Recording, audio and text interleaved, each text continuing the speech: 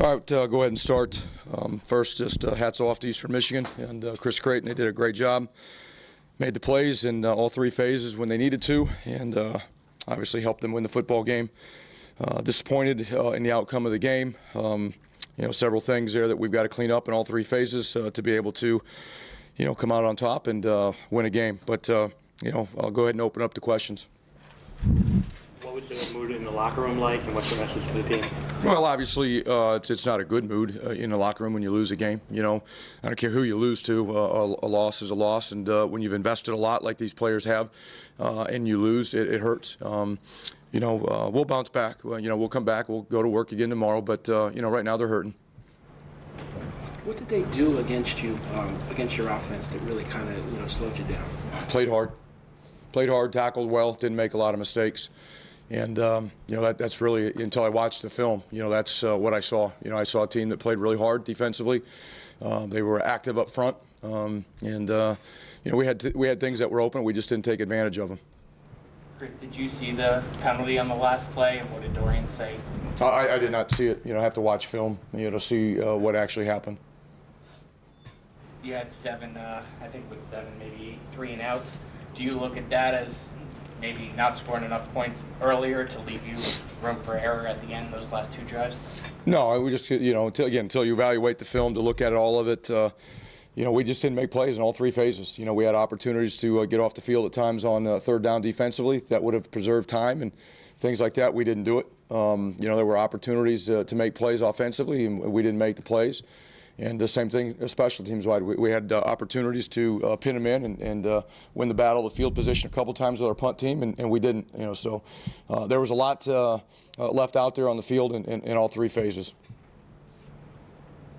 Without watching the film yet, obviously, what did you see on the final drive, the 2-minute drill, and how that was run, and then what eventually happened at the end?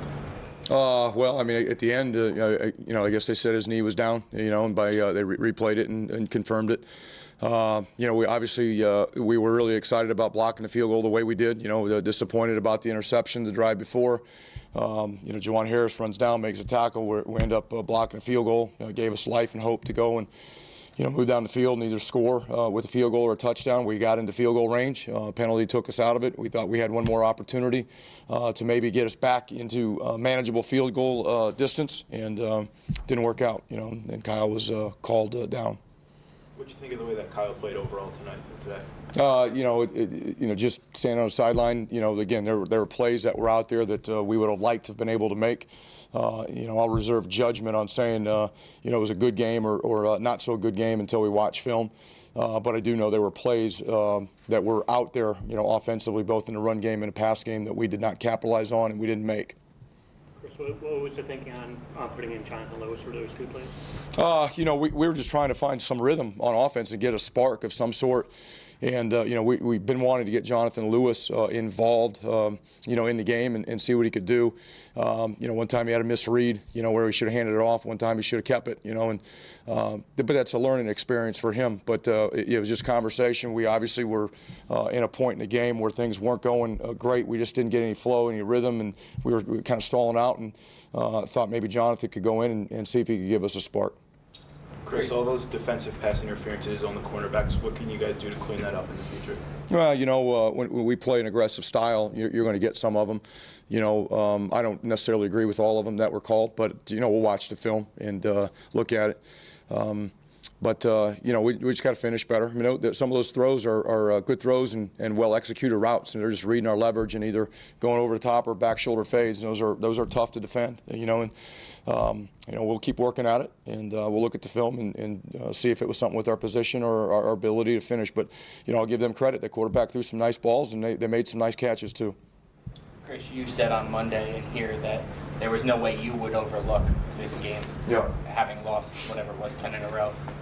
In hindsight, the first half, any fear that your players did that? No, I thought we had a good week of preparation. If anybody took these guys for granted, I sure wouldn't have noticed it throughout the week with our preparation, our focus. I thought we had a great week of practice. It was our first week of practice and with classes, and we started off the week slow on Tuesday, but we had good Wednesday, good Thursday, good Friday practices. I thought we had good focus today. We just didn't make some plays that were there. I mean, that's I don't want to overcomplicate it, oversimplify it, however you want to look at it. We need to play better. We will play better, but we need to play better to win football games, and that's on me. I got to get the football team ready, and our coaching staff. We got to get the football team ready to make those plays that are out there.